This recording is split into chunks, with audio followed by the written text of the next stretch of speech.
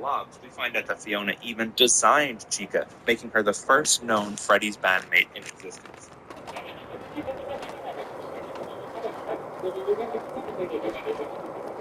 So, sure, Chica's the first.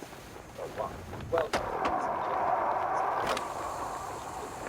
Chica the character was the first, rather than Susie being the first victim or something like that. It still never sat right with me. Why does it matter that Chica, the fictional brand icon, existed before Freddy? Even when playing through this game, I was surprised to get clarification on this matter so many years after. But then, a friend of the channel, T-Drex, pointed out Chica's other very important line. Picking up the pace. Nice.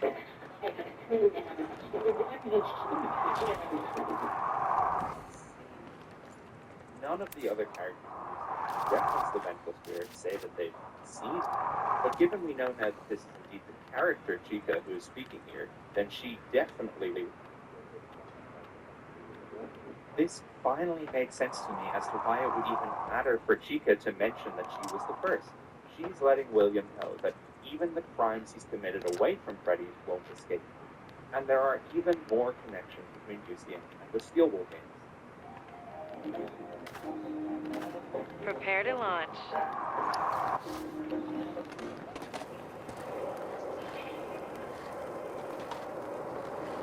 Hey, have you ever seen footage of Izzy skating the Triple T's? Apparently there's a lost clip of her full looping those intersecting tubes. I believe she can do it, but it's so small. She must be flexible.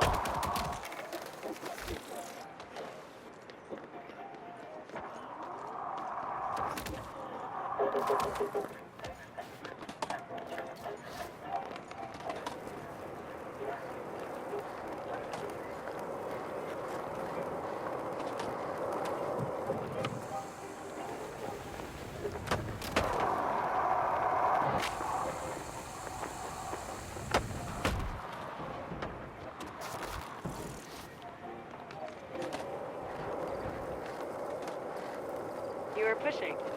Pushing real good.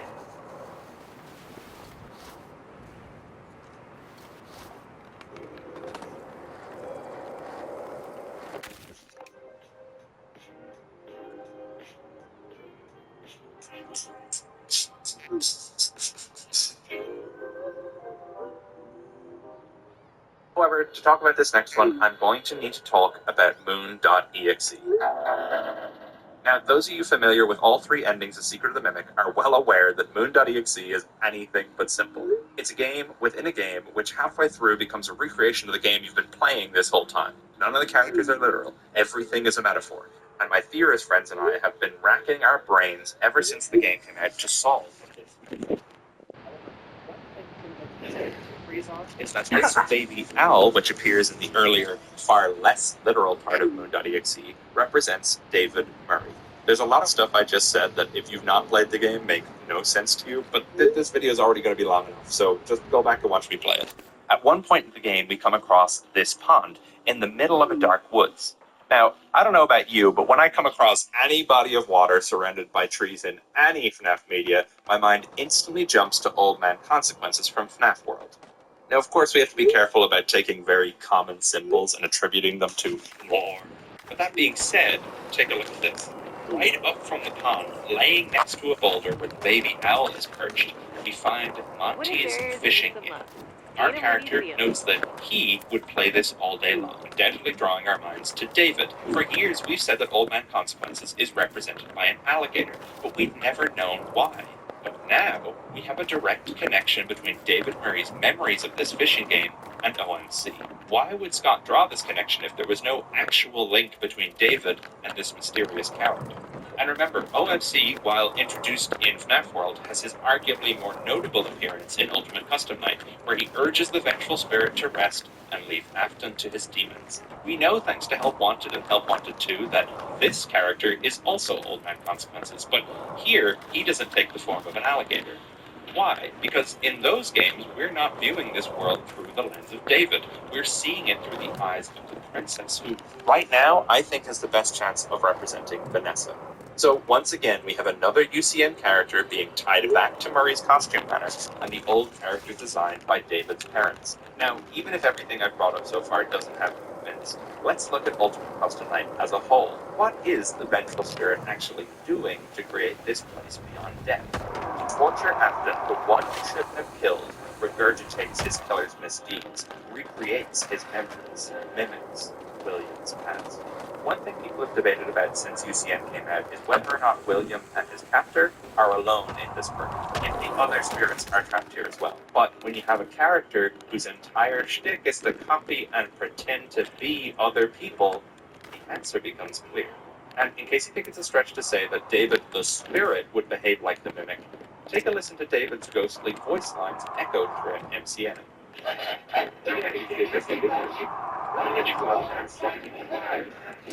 I did it myself.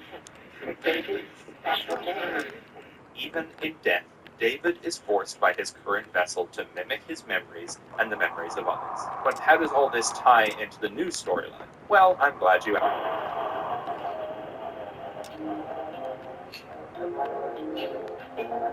Throughout Security Breach, Ruin, and Help Wanted 2, we find Night Marion plushies scattered about the Pizzaplex, Old Pizza Place, and even within Princess Quest 4. We even have staff bots painted to look like nightmarish versions of themselves with razor-sharp teeth and stripy arms. We've never known why this character in particular is so prevalent throughout these new games, and it honestly seemed like a pretty random inclusion on Steelball's. Well, not anymore, because with this theory in mind, I think I have an answer. If F10 is still around in the modern era, which she almost certainly is, then her entire goal, as established in Secret of the Mimic, is to revive David by any means necessary. I think that means that David's spirit is still lingering throughout the Pizzaplex, still haunting the ruins of what was once his father's factory, wearing the guise of a character who is literally the face of Ultimate Custom Night, Night Marion. I think these plushes might represent David's continued existence into the present story.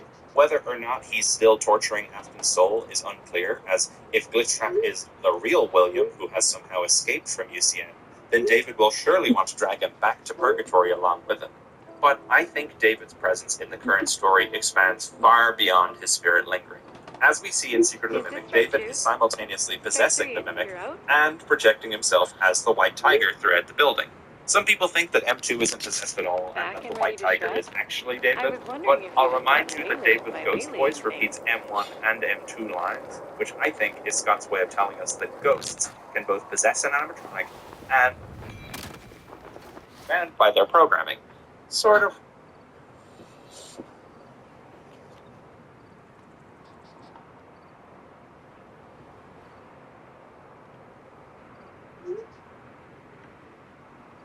Like a familiar golden bear. We also have Gregory, who many theorists have come to the conclusion that he's some sort of recreation of David. I'm sure if you've been in this community for a while, you'll be familiar with this concept, dubbed the Another David theme. There are plenty of videos on this subject, so I'm not going to go over all that evidence here, but what I will say is that I think the Sticky Note Room and Security Breach is showing us Gregory's mimic brain learning to become another David. We have this trail of binary chicken scratch, which evolves into rudimentary drawings, and then when we get upstairs, we see that there are pictures of Glamrock Freddy everywhere, along with images which are shown in Gregory's hideout in the pizza place. But this room is not just got sticky notes in it, it's got nightmare staffbot heads. The influence that David has over this room is palpable, and yet there's another character this room also seems to be influenced by. In this sticky note room, with all these ties between Gregory and David, we also have this table. We've got staff bots dressed in various costumes, a blue-haired woman at the head of the table, a magician, a red pigtailed girl, a boy, and another boy missing its head. This is undeniably the Afton family. In case it wasn't clear enough, we have a collectible Fredbear's Family Diner poster sitting right in front of the magician. But why put the Aftons here in a room so clearly dedicated to David? Well, it makes you wonder. That crying child staffbot is missing his head, and these Nightmarion heads are scattered all about the room. Some of the sticky notes depict images of a bear, one with a dead body almost like a toy, and one really close up like a POV shot. Dax fun fact. Dax spelled backwards is dad. That's not interesting. Okay, But Pop I'm not is a gonna beat around the bush palindrome. here any longer. That's kind of interesting. David Murray and the Crying Child are being heavily associated with one another. When we set out to make momentous creatine chews, we didn't do it the easy way. We did the right way, which is the hard way. There's a huge lack of trust in the supplement nutrition space, It and we seems you believe like pushing. that by us establishing the momentous standard, we're able to hopefully up-level and educate a consumer as well.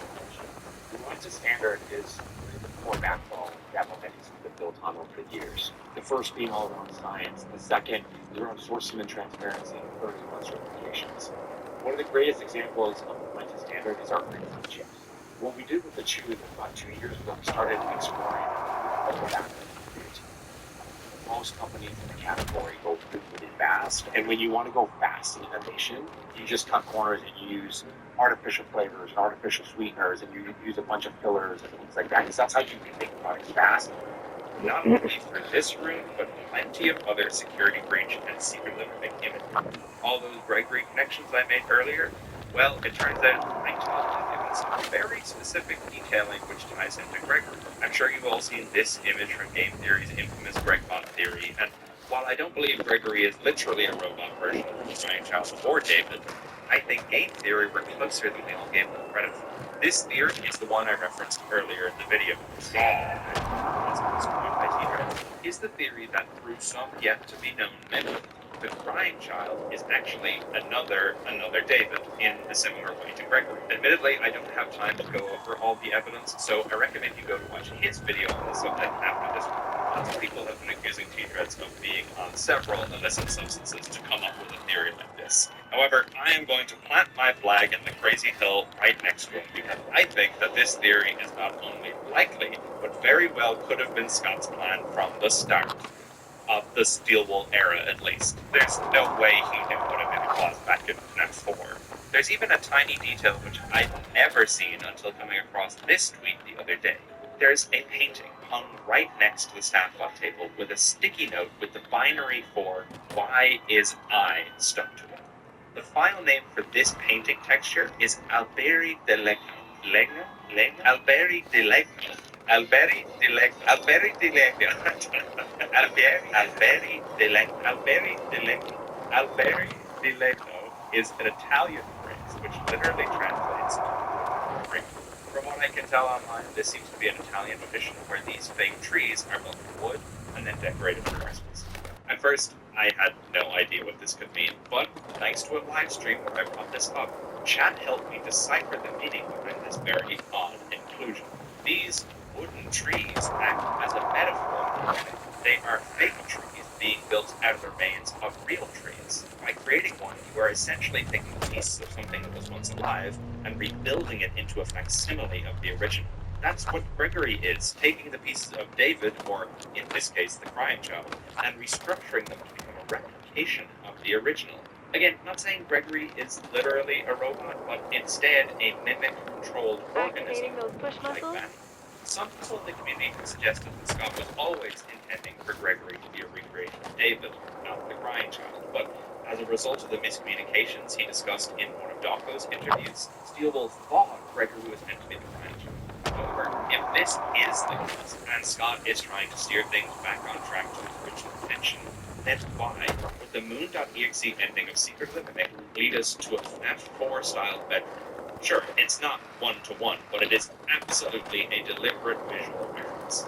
A lot of people have particularly criticized God David because they would consider it a retcons, or retroactive continuity, are something that Scott said way back when that he is vehemently against doing.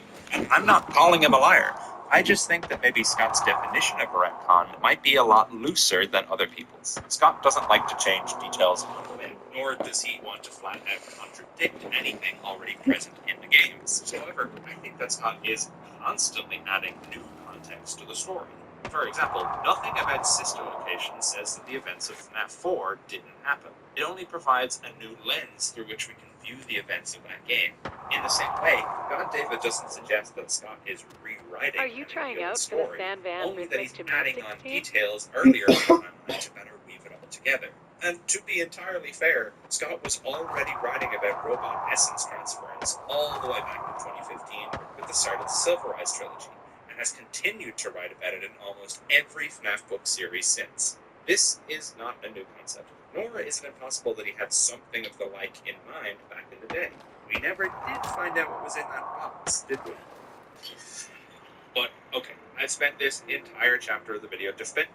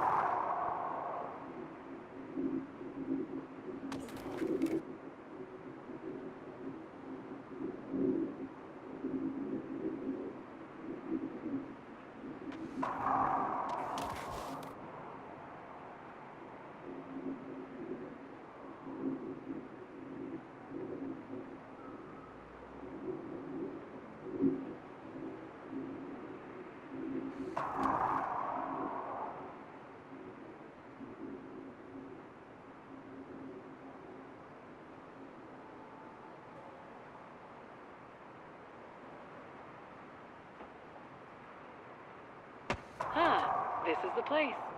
There used to be a bodega on the second level that sold the sickest clam juice churros. The subtle clam scent infused the deep-fried donuts with a fresh fish funk.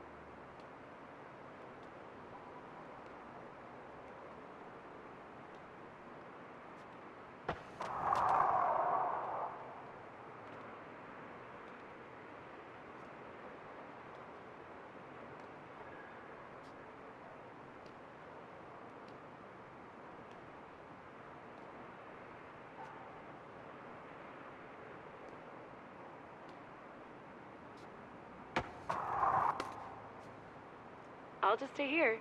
No problem. It's not as though I have anything else to do.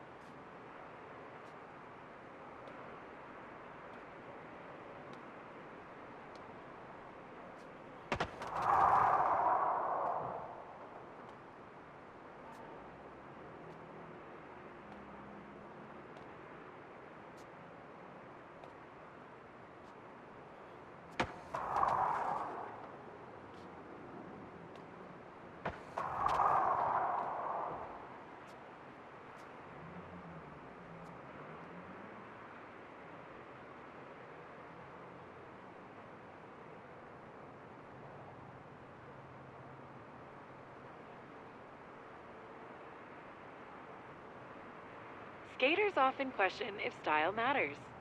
It does. No one wants to see or smell someone with a stinky style.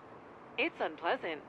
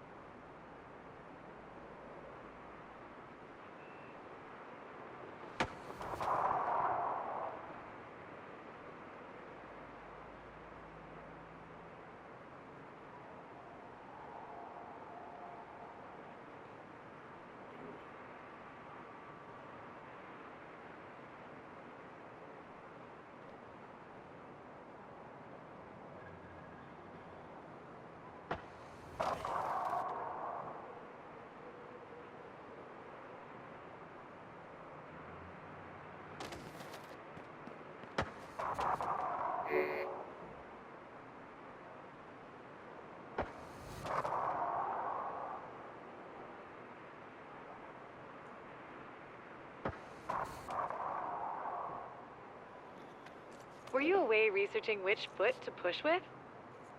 Trick question. The answer is always back foot.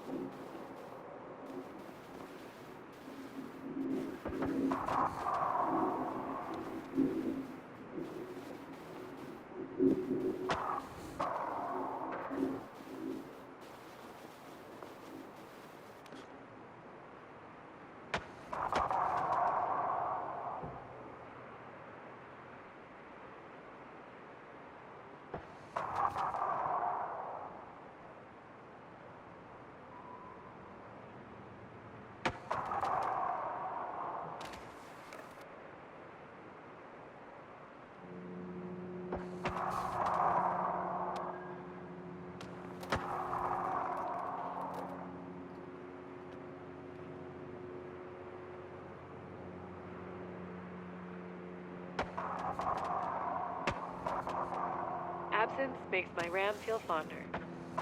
Please, Speed, you need this.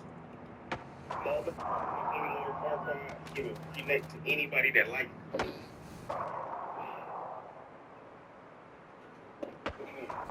More Far Cry.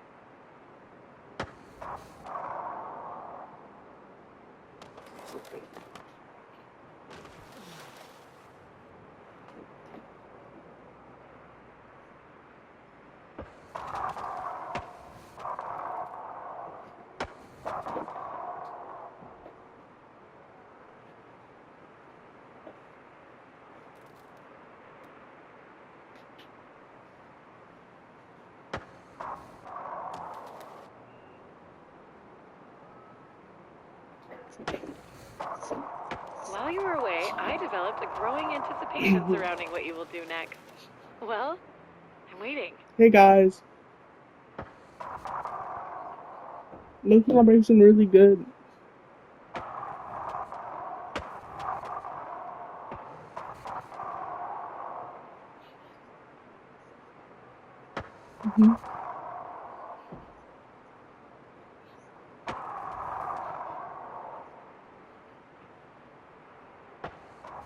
Cool.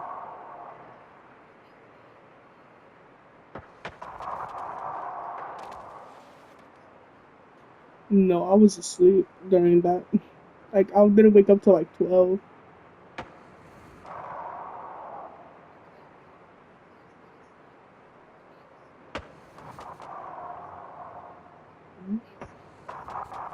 Education nugget number 39. Norway banned skateboarding from 1978 to 1989. Vikings don't play. Okay.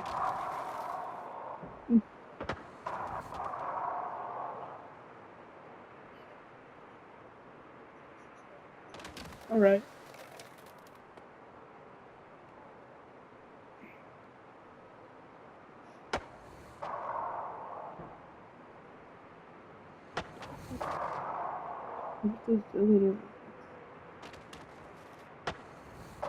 Oh my bad, I was checking my group chat. My friend keeps spamming in my group chat. I got Kirkified. Somebody turned me to Charlie Kirk.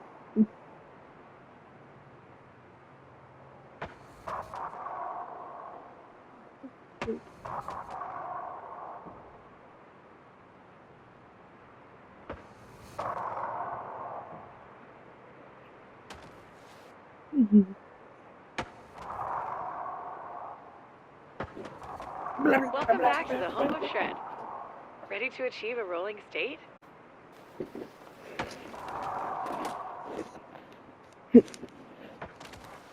What is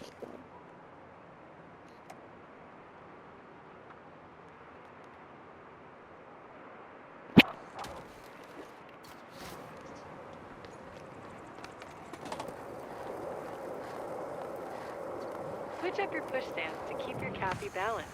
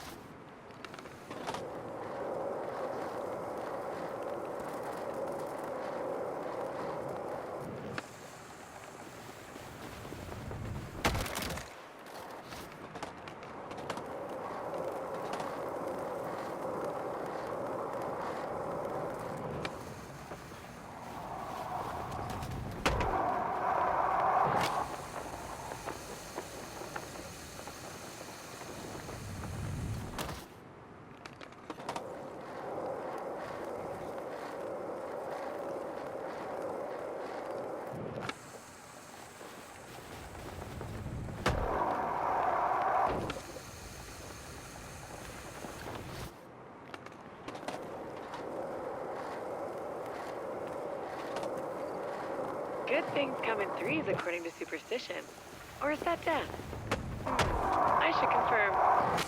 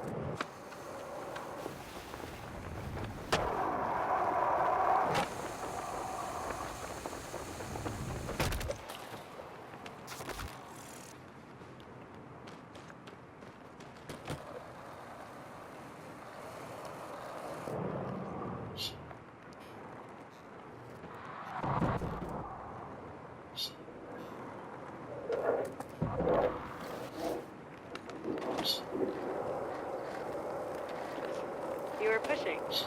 Pushing real good.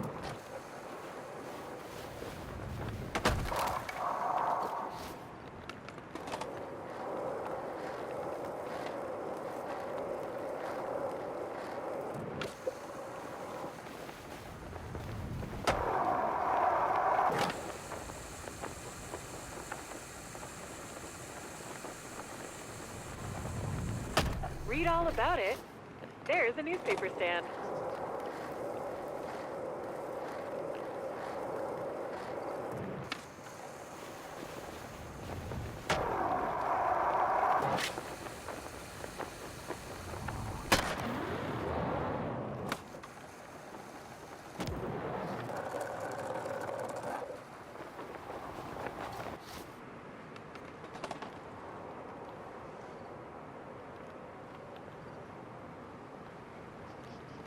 Oh yeah.